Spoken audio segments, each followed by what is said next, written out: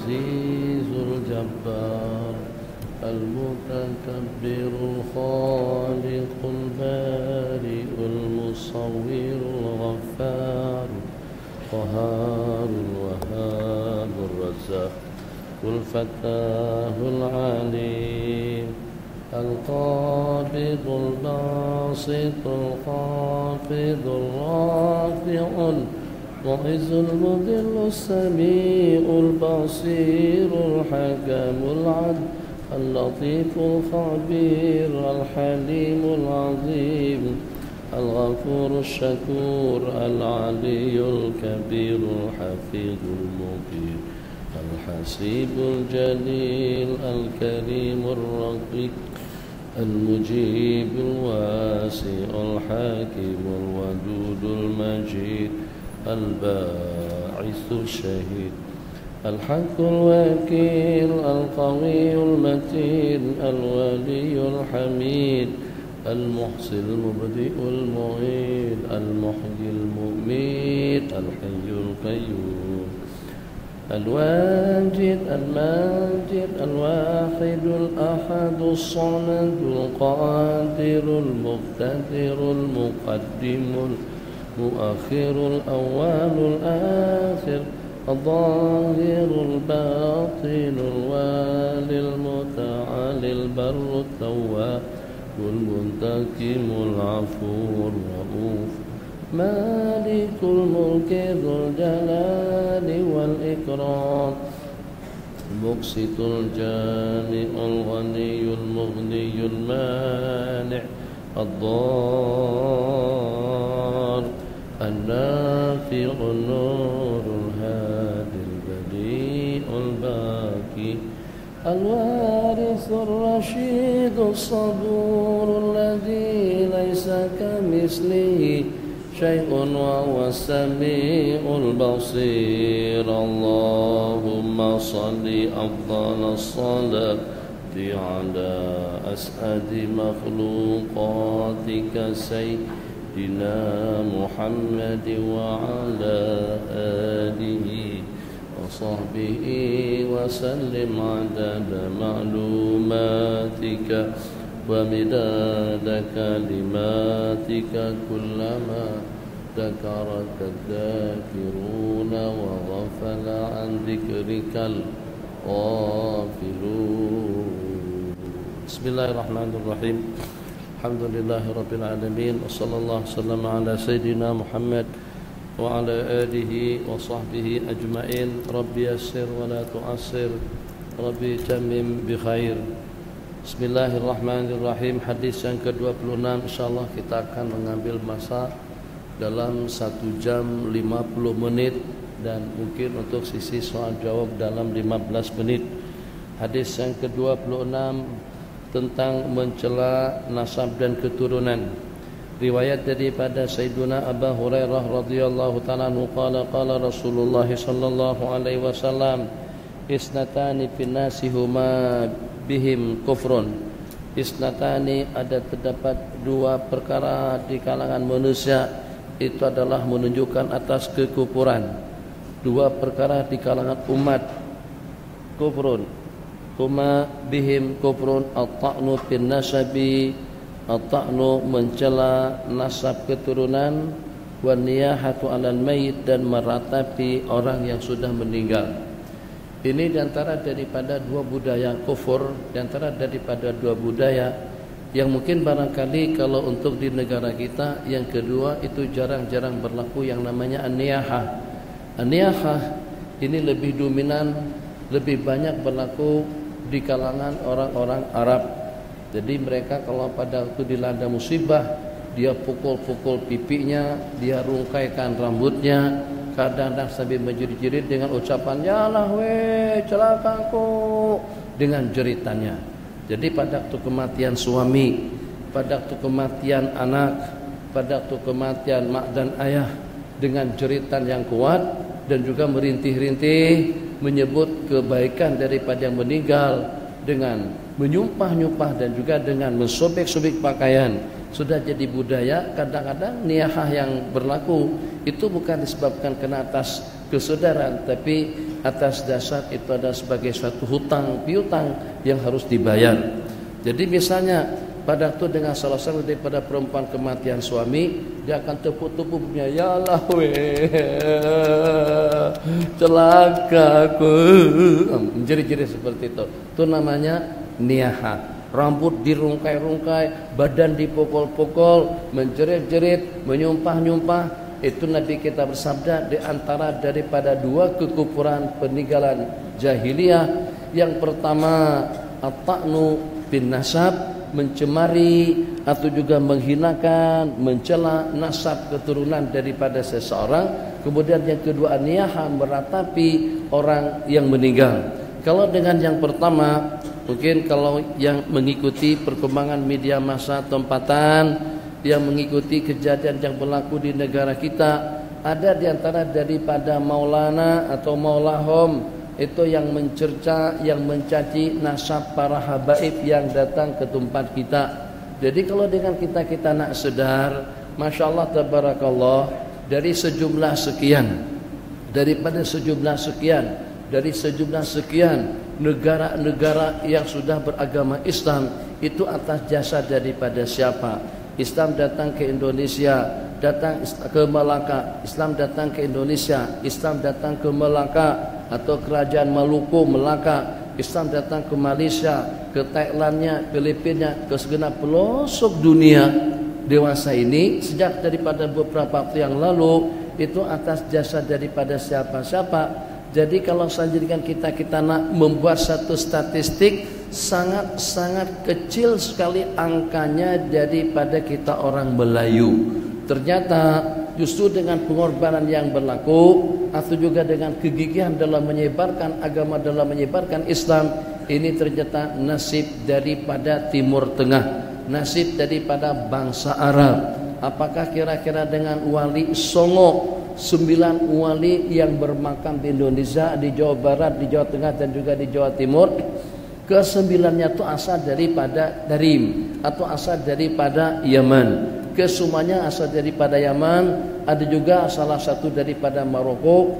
Yang bagaimanapun, kalau seandainya kita Allah takdirkan misalnya Islam ini atau dengan Nabi akhir zaman Allah bangkit di Nusantara, tah macam mana kita pada seketika itu, apakah kita mampu untuk kita berbuat macam orang Arab, mampu untuk meninggalkan kampung halaman, anak, bini, adik-adik, sanak saudara, kebun, harta dan kekayaan demi untuk agama, untuk menyebarkannya ke sana dan kemari, itu tidak ada jaminan.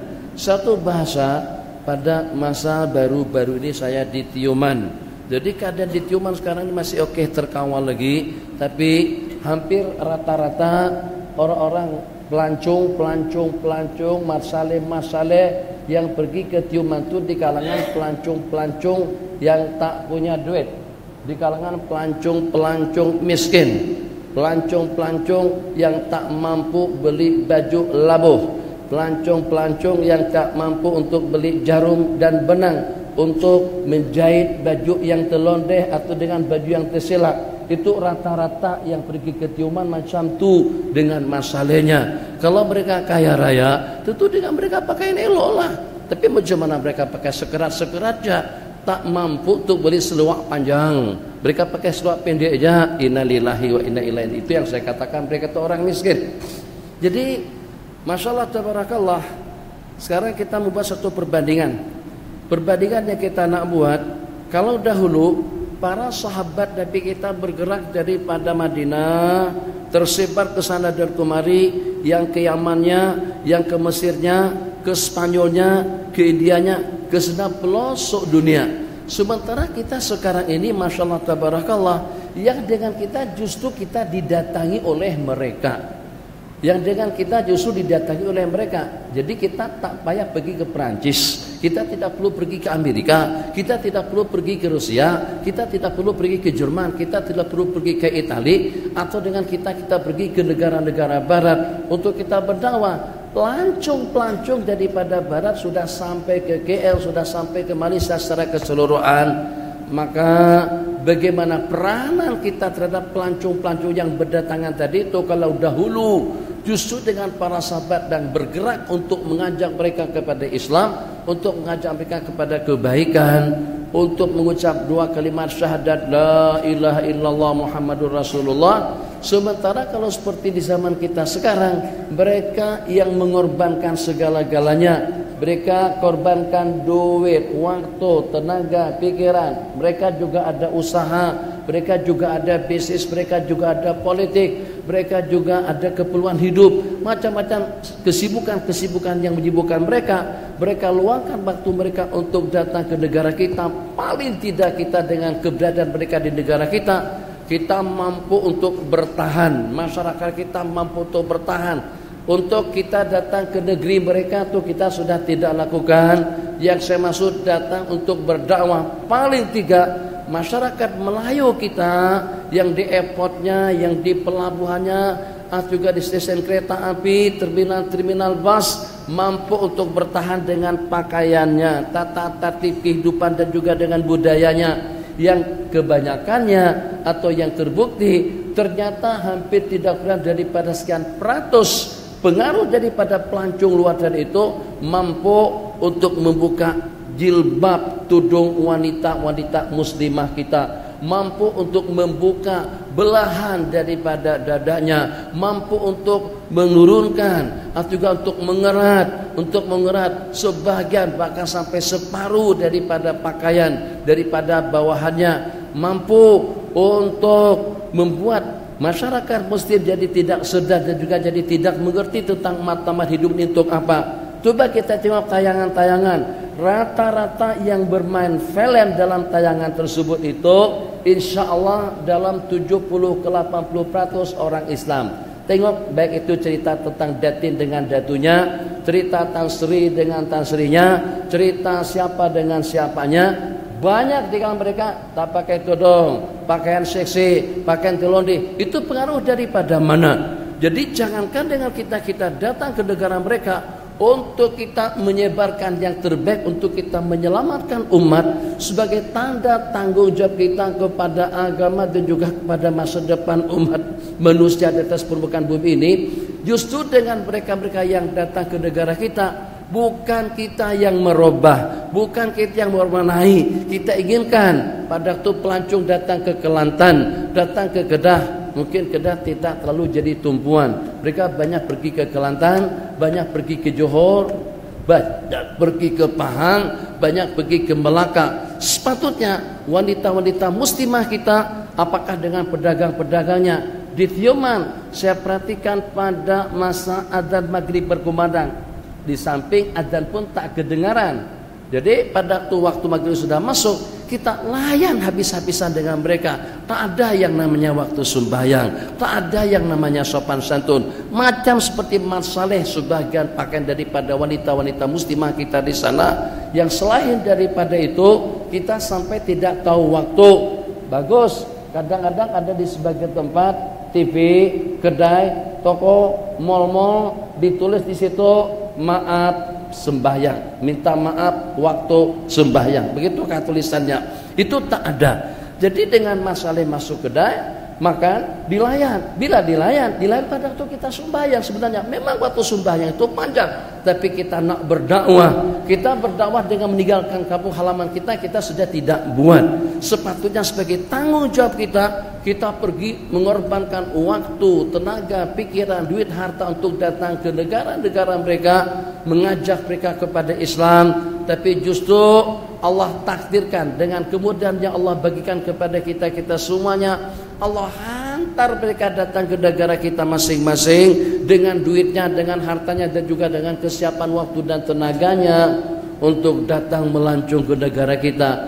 Betapa nikmatnya kalau ternyata selepas 1 minggu di Kedah, selepas 1 minggu di Kelantan, selepas setengah bulan di Malaysia, balik terkesan Masya Allah, tabarakallah, keramah tamahannya dengan orang Islam, kejujurannya dengan orang Islam, pakaiannya dengan orang Islam. Sampai Mas Saleh tadi juga pakai tudung, itu bagus. Sementara yang berlaku sebaliknya, Mas Saleh datang kemari merusak moral, merusak akhlak dan juga merusak pakaian daripada wanita-wanita kita, waliyadzubillah. Jadi dengan hadis yang kita riwayatkan at-ta'nu bin nasab, mencemari, mencela nasab keturunan daripada seseorang yang mengatakan saya daripada asal Kedah, yang mengatakan saya asal daripada Terengganu, yang mengatakan saya adalah daripada suku Bangladesh, saya asal daripada Banjar, saya asal daripada Negeri Sembilan. Itu dengan kita tidak boleh mempertikaikan tentang nasab keturunan seseorang. Sebab kalau kita pertikaikan, seakan-akan dengan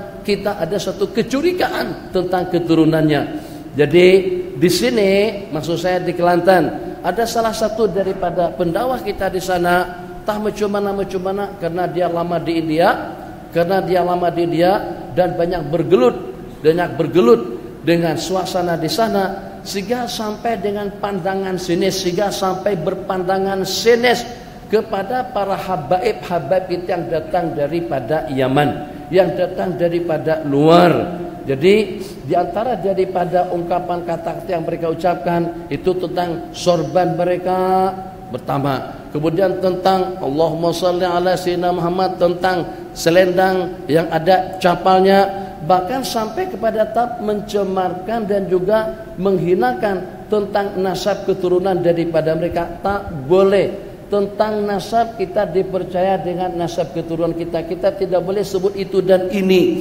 Kalau seseorang itu mengatakan dia daripada para habaib, kita katakan iya. Dengan kita tidak protes. Kalau atas alasan karena seperti di Iran tidak dapat dipastikan tentang kehabibannya, itu wajar-wajar saja sebab Iran ada di Kahmut. Jadi atas pengaruh daripada Iran tadi itu dibawa kemari sehingga sampai menghinakan para habib yang datang. Terserah dengan habib yang mana satu, apakah dengan Habib Kazimnya, apakah dengan Habib Umarnya, apakah dengan Habib Salehnya, apakah dengan Habib Hasannya, apakah dengan Habib Hasan Salimnya, apakah dengan Habib Asyatirinya, Habib Zainnya, semuanya para habib yang datang ke negara kita. Alhamdulillah, mereka datang tidak hanya sekedar membawa keberkatan, tapi juga dalam waktu yang sama, dalam berapa ramai umat ini terbimbing dengan perantaraan mereka. Coba tengok, apakah ada di antara daripada mereka Salafi, Wahabi, silahkan komen. Apakah ada di antara daripada mereka yang datang ke negara kita untuk membuat nyanyuk akidah umat dan bangsa? Itu tidak kita temukan, boleh kita selidiki bersama. Yang mereka katakan membawa penyesatan, menyesatkan dengan sorbannya, menyesatkan dengan selendangnya, menyesatkan dengan tongkat dan juga dengan tasbihnya, itu kena dengan kalian berpandangan daripada sebelah mata melihat. Kalau saja mereka mau mengamati, insya Allah, baik itu dari sudut pakaian mereka, masya Allah tabarakallah, sampai dengan sekecil masalah seumpama selendang, itu mereka pakai. Nabi kita ada selendang, ada yang namanya borda, mereka pakai borda. Masya Allah tabarakallah, tidak mencela, tidak menghinakan, tidak merendah-rendahkan. Kita dengan datu mufti kita pun masih belum mampu untuk berpakaian secara sunnah. Mana dakwahnya dengan pakaian kita? Mana dakwahnya dengan perilaku dan perangai kita? Itu dengan Mufti Perlis saat ketika mengadakan majlis bersama dengan non-muslim, toleransi beragama, agar nampak dengan kita ini ramah tamah mesra dengan non-muslim, tapi dia tidak pernah bertoleransi dengan sesama muslim di negara ini. Orang dibid'ahkan, nyaring tahlil, nyaring zikir, itu confirm imam akan dicabut, akan diberhentikan, akan ditarik tauliahnya. Ini yang berlaku di Perlis. Jadi macam mana boleh bertoleransi dengan non-muslim, boleh senyum, tapi tidak boleh bertoleransi dengan sesama dai, dengan sesama muslim. Inna lillahi wa inna ilaihi raji'un. Saya ada masuk Perlis beberapa kali. Asalnya masuk secara sembunyi-sembunyi. Mereka tahu, mereka sekat habis-habisan. Tak malah lab dengan mereka dengar jatah kisah situ. Kalau tak boleh masuk pun takkan mati juga kita. Terserah asli nak buat lagu mana dengan saya. Yang secara pasti kamu boleh bertoleransi dengan orang-orang yang tidak seagama dengan kita. Tapi bagaimana tidak boleh satu pemahaman dengan saya. Saya zikir nyaring, anak santri zikir la ilaha illallah, la ilaha. Perlis haram zikir nyaring macam tu. Doa bersama tidak boleh. Khair. Dengan kita dengan keterbukaan. Memang masing-masing punya pendirian, dia berada pada posisi yang betul. Tapi coba dengan kita merujuk. Kalau kita katakan mereka merasa betul, coba tolong sebutkan silsilah sanad kita yang bersambung sampai kepada Rasulullah Shallallahu Alaihi Wasallam, baik dengan kitab-kitab tafsir, dengan kitab-kitab fikih, dengan kitab-kitab hadis. Saya berani mencabar, dan ini cabaran sejak daripada dahulu, silsilah sanad bersambung daripada guru ke gurunya sampai kepada Imam Fakhrul Razi, sampai kepada Imam At-Tabari, sampai kepada Al-Imam Al-Bukhari, sampai kepada Imam Muslim, kepada Imam Abi Daud, kepada Imam Baihaqi, Imam Hakim. Tidak akan mungkin guru-guru senarai mata rantai dan bersambung tadi itu tanpa melalui satu habaib. Yang kedua orang yang akidahnya Asy'ari. Yang ketiga orang yang akidahnya Al-Matridi. Yang keempat pahamannya Sufi dan Tasawuf. Itu tidak akan mungkin. Mereka tidak akan mungkin boleh sampai dengan mendapatkan sanad bersambung kepada baginda Rasulullah Sallallahu Alaihi Wasallam tanpa dengan perantara nama-nama ulama-ulama yang saya sebutkan tadi. Daripada gurunya kepada gurunya kepada gurunya kepada gurunya ternyata dari Sufi, kepada gurunya ternyata akidahnya Asy'ari, kepada gurunya ternyata akidahnya Matridi, kepada gurunya ternyata dia daripada habaib keluarga baginda Rasulullah Sallallahu Alaihi Wasallam. Tapi dalam waktu yang sama kitab-kitab ulama ahli sunnah wal jamaah mereka pelajari. Insya Allah kalau kita pergi ke perpustakaan manapun yang punyanya mereka penuh dengan kitab-kitab yang dikarang oleh ulama ahli sunnah wal jamaah. Tapi dalam waktu yang sama mereka sesatkan Imam Nawawi, Al-Imam As-Suyuti, Al-Imam Ibnu Hajar Al-Asqalani, ramai di kalangan ulama-ulama ahli sunnah itu menurut mereka sesat akidahnya. Macam mana kalian boleh menerima mereka daripada sudut ilmu fikih, dari sudut ilmu tafsir? Mereka dianggap orang yang amanah dalam menyampaikan hukum hakam, orang yang amanah dalam menyampaikan tafsir ayat-ayat suci Al-Quranul Karim. Tapi ternyata mereka tidak mengerti dan tidak tahu tentang akidah yang benar, akidah yang sesuai dengan akidah para salafun saleh radhiyallahu taala anhum. Ini satu realiti dan juga satu fakta nyata yang kita lihat dengan mata kepala mereka kita masing-masing, dengan mata kepala kita masing-masing.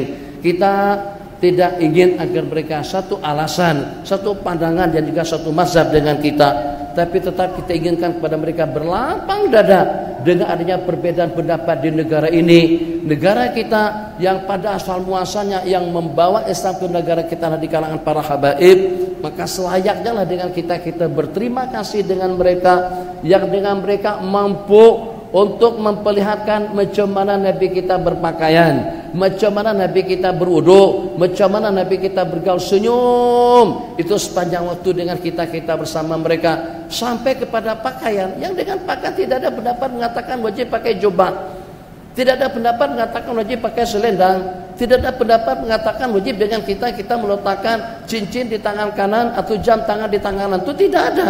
Tapi ternyata sekecil itu pun mereka laksanakan. Takkan orang-orang yang semacam itu kehidupannya ternyata bermatlamat dan juga bertujuan datang ke negara kita untuk menyesatkan kita.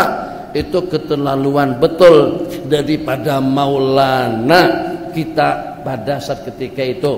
Jadi rasanya setelah Maulana ucapkan kata-kata semacam itu saya langsung masuk.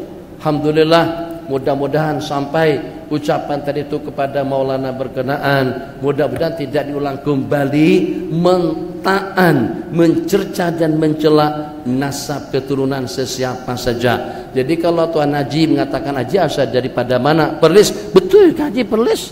Betul kan daripada Kedah? Itu tidak boleh dipersoalkan. Sebab itu nasab. Sebab itu adalah asal muasal kediaman atau tempat kelahiran seseorang. Sebab kalau tidak, kalau seandainya kita persoalkan, kita pertanyakan yang semacam itu, nanti tidak hanya berlaku dengan kumpulan, tapi juga akan berlaku kepada kita semuanya.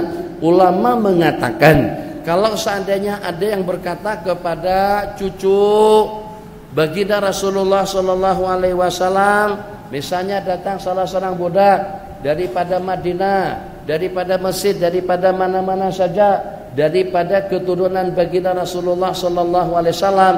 Terus kita tanyakan, awak nama siapa? Jadi kata dia, nama saya Husain bin Muhammad bin Ali bin Ja'far bin Abdurrahman bin siapa Al-Bafaki. Siapa bin siapa Al-Idrus. Siapa bin siapa Al-Habsyi misalnya, Al-Idrusi. Ujung-ujung yang ada dengan para habaib. Kenapa para habaib ramai di Yaman? Sebab pada masa berlakunya, pada waktu jatuhnya Baghdad, dengan penindasan yang berlaku pada saat ketika itu, demi untuk menyelamatkan jiwa raga, banyak di kalangan mereka yang hijrah pergi ke Mesir, banyak juga dengan mereka yang berhijrah pergi ke Yaman. Kalau tidak, negara kita tidak akan kebahagiaan dengan para habaib. Tuh, dengan Raja Jamalul Lail, itu pun juga daripada para habaib. Tapi ternyata innalillahi wa inna ilaihi rajiun, yang berpengaruh di negara sana itu justru Datuk Mufti kita yang tidak pernah bertoleransi dengan orang-orang yang berbeda pendapat dengan beliau. Kembali, Allahumma salli ala Sayyidina Muhammad. Jadi kalau seandainya Maji, ni budak, kita tanya awak siapa? Jadi kata dia, saya adalah daripada keturunan Nabi, atau saya daripada keturunan baginda Ali. Kita kata, tak, awak bukan daripada keturunan Ali, awak bukan daripada keturunan siapa? Itu dengan bahasa hukum. Kalau seandainya dia berkata semacam itu kepada anak berkenaan, dia nafikan nasab keturunannya yang bersambung sampai kepada baginda Rasulullah sallallahu alaihi wasallam, orang tersebut akan dijatuhkan hukuman kadzab disebat 80 kali. Sebab kamu telah menuduh mak dia berzina dengan laki-laki lain, sehingga dengan dia lahir bukan daripada keturunan baginda Nabi. Itu makna mentaan, mencemari nasab keturunan daripada seseorang. Bismillahirrahmanirrahim. Qala isnatani fin nasi ma bihim kufrun at-ta'nu fin nasab wa niyahatu 'alal mayyit. Yang ke-27, mengganggu jiran. An Abi Syuraih radhiyallahu ta'ala anhu anna Nabiy sallallahu alaihi wasallam qala wallahi la yu'min wallahi la yu'min wallahi la yu'min 3 kali. Nabi kita bersabda, demi Allah tidak beriman, demi Allah tidak beriman, demi Allah tidak beriman. Qila wa man ya Rasulullah? Sahabat bertanya, siapakah gerangan mereka itu? Nabi kita bersabda, alladzi la ya'manu jaruhu bawa'iqah. Itu adalah seseorang yang dengan tetangganya tidak merasa aman daripada gangguannya, yang tidak mengamankan tetangganya daripada gangguan. Qala, daripada gangguannya, alladzi la ya'manu jaruhu bawa'iqah, atau alladzi la ya'manu jarahu bawa'iquhu. Boleh dibaca dengan 2 harakat. Kembali, jadi kalau sampai Nabi kita bersabda tidak beriman orang yang tidak mengamankan tetangganya, maka tidak ada tetangga yang paling dekat dengan diri pribadi kita masing-masing. Yang menjadi tetangga kita tidak hanya tetangga yang 40 buah rumah ke kanan, 40 ke kiri, 40 ke depan, 40 ke belakang, itu dikatakan masih tetangga kita lagi. Kalau jarak rumah kita dengan jarak rumah orang berkenan hanya dalam 5-16 buah rumah saja, itu masih termasuk daripada tetangga kita. Hak ketetanggaan kita dengan jumlah ukurannya 160 buah rumah, 40 ke depan, 40 ke depan, 40 ke samping kanan, 40 ke samping kiri, 40 kali 4, 160 buah rumah, itu semuanya tetangga kita. Kalau seandainya sampai tidak beriman dikarenakan dia tidak mengamankan ketetanggaannya dengan gangguannya, dengan bisiknya, dengan celaannya, dengan sampahnya, ataupun juga dengan hal-hal yang seumpamanya, di tengah malam dakduk dakduk dakduk dakduk dengan hiburannya, atau pada masa orang berehat, atau juga dengan honyang ketet, atau gangguan-gangguan yang seumpamanya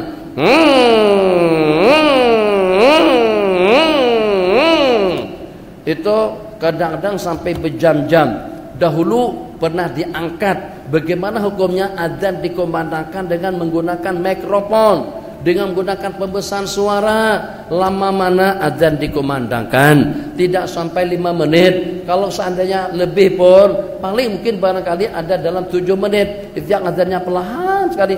Allahu Akbar, Allahu Akbar, Allahu Akbar, Allahu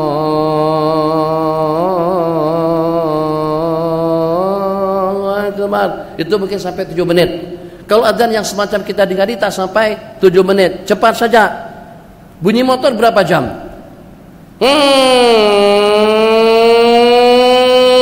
Sepanjang pasar malam, daripada Jitra sampai ke Alur Bengkodo, sampai ke Gunung Jerai, sampai ke Yan, sampai ke Gurun, sampai Pulau Pinang. Kenapa tuh tidak disekat bunyi yang kuat semacam itu? Adzan sekejap saja. Di samping, kalau seandainya ada dan muslim yang terganggu pun, mereka akan berterima kasih, sebab yang berkumandang itulah suatu hakikat yang sepatutnya bukan kita saja yang mengumandangkan dan juga yang mengimaninya, mereka pun juga harus mengimani. Kenapa? Sebab sebagaimana kita ketahui, baik dengan bahasa dialog, dengan bahasa kesadarannya, tidakkah yang ada di dunia ini bukan wujud dengan sendirinya. Pasti dan pasti ini produknya siapa, ini bangunan siapa yang bangun, itu kipas siapa yang buat, itu ekor siapa yang memproduk, itu kereta daripada mana, itu pesawat daripada mana. Pasti dan pasti ada pencipta, pasti dan pasti ada yang memproduk dan juga ada yang membuatnya. Takkan dengan dunia, masya Allah tabarakallah, petrolnya ada di bawah, emasnya ada di bawah, kemudian dengan baja besinya ada di bawah. Di samping juga yang kita tidak tahu ada dalam berapa triliun kekayaan daripada udara, sehingga sekarang dengan jaringan internet, dengan satelitnya, ada dalam berapa duit yang kita peroleh daripada jaringan internet, daripada handphone, peralatan komunikasi yang kita gunakan. Dahulu masyarakat Islam dan juga dengan masyarakat dan muslim tidak pernah tahu yang ternyata di udara ini ada kekayaan. Siapa penciptanya? 7 lapis langit, siapa penciptanya? Jutaan planet, siapa penciptanya? 7 lapis bumi, siapa penciptanya? Terdapat bermacam-macam kekayaan yang ada dalam perut bumi. Masya Allah tabarakallah. Tanam sawit, tumbuh, duit. Tanam getah, tumbuh, duit. Tanam musangking, tumbuh, jadi duit. Kita berarti sekarang nih makan musangking, kata Haji Kamal, sudah sampai pada tahap makruh atau haram hukumnya. Karena harganya terlampau mahal. Jadi macam kita nih makan ayam king ya, kambing king, ayam king, lembu king itu tak apa. Tapi musang king mahal. Begitu juga dengan harum manis. Harum manis katanya yang diperlis tuh, hampir rata-rata kami lihat depan rumah orang perlis mesti ada harum manis. Yang jadi masalah, banyak petani-petani yang sudah tak lagi tanam padi. Ini cukup membahayakan. Kalau masyarakat sudah tak lagi tanam padi, kalau berlaku krisis, berlaku peperangan waliyadzubillah, itu nanti dengan kita takkan kita makan harum manis 3 kali sehari. Perutnya bukan perut harum manis, perutnya perut nasi, perut kerabu, dagan, kandap, nasi lemak, nasi goreng, bukan harum manis. Jadi harum manis harganya di Singapura sampai pada nilai RM sampai pada 120 ringgit. Tanam padi sekilo 2 kilo, berapa harga beras kilo? Paling mahal pun beras kilo 10 ringgit. Itu pun basmati. Kalau beras hidup bukan beras mati, murah harganya. Tapi tanam harum manis harganya mahal. Yang jadi masalah, petani-petani yang sudah tak lagi menanam padi berpindah kepada harum manis. Bagaimana kira-kira kalau berlaku hal-hal yang tidak kita inginkan? Jadi satu perkara, ada satu ucapan daripada orang kampung. Saya dapat ucapan itu daripada Ustaz Fahmi Zamzam, saya pahami. Jadi kata beliau, pada waktu terjumpa dengan salah seorang daripada petani kita di sini, Kedah, Palong kenapa? Buat susah saja. Sita waktu, menyita waktu, memproses tenaga dan kekuatan menanam padi. Untungnya pun tak banyak mana, hasilnya pun tak banyak mana. Untuk apa palung tanam padi? Katakan saja palung kapati tak kisahlah. Palung, pati, matam, manjang, makru, maring, oreng, makru biru, makjau hijau, di makbu, maksabu, tak kisah. Jadi misalnya untuk apa? Jadi dengan jawaban yang cukup bagus sekali, jawaban yang mungkin kita kena pikir. Jadi kata beliau, saya tahu kalau kita beli beras kan lebih senang daripada kita menanam padi. Nanam padi lama. Jadi kita bercocok tanam, tunggu hujan, kemudian tumbuh, tunggu lagi sampai beresik, sampai panen. Itu pun juga untuk memanennya memakan waktu. Apa susahnya? Yang kalau pada tuh dengan kita beli langsung. Jadi tak payah dengan kita bercocok tanam. Apa kata Palung tadi itu? Kata beliau, saya bertanam padi, saya menanam padi agar aku boleh melaksanakan rukun Islam yang keempat atau yang ketiga tiap tahun atau tiap masa panen.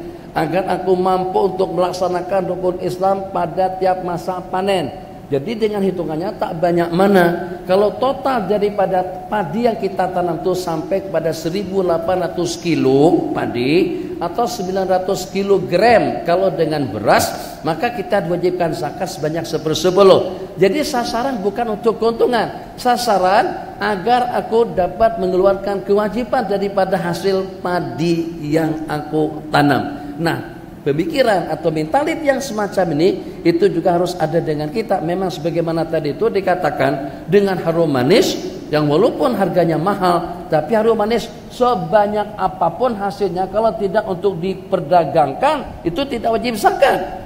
Beda kalau dengan padi. Padi dengan hitungannya kalau sudah cukup nisab wajib disakati. Kalau dengan harum manis sampai sekian tan sekalipun tidak wajib kita zakati atas dasar penanamannya. Tapi pada tuh harum manis kita perdagangkan, kita niagakan, maka kita wajib untuk mengeluarkan zakatnya.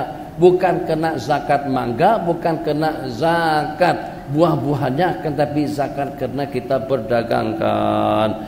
Demi Allah tidak beriman, demi Allah tidak beriman, demi Allah tidak beriman. Siapa ya Rasulullah? Nabi kita bersabda, seseorang yang tidak mengamankan tetangga daripada tipu daya dan juga daripada gangguannya. Kita setetangga jaga hak ketetanggaan kita dengan tetangga yang ada di samping menyamping rumah kita. Kita jaga hak ketetanggaan kita karena kita seagama.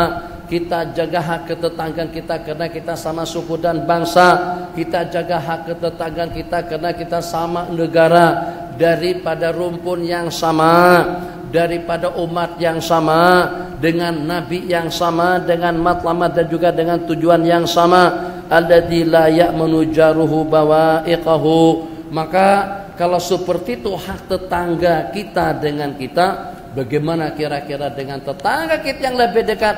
Tetangga kita yang lebih dekat, mata, mulut, telinga, tangan, kaki, agar jangan sampai kita ganggu, agar jangan sampai kita cemari. Apakah pencemaran kepada penciumannya, apakah pencemaran kepada pendengarannya, apakah pencemaran kepada penglihatannya, apakah pencemaran terhadap ucapannya.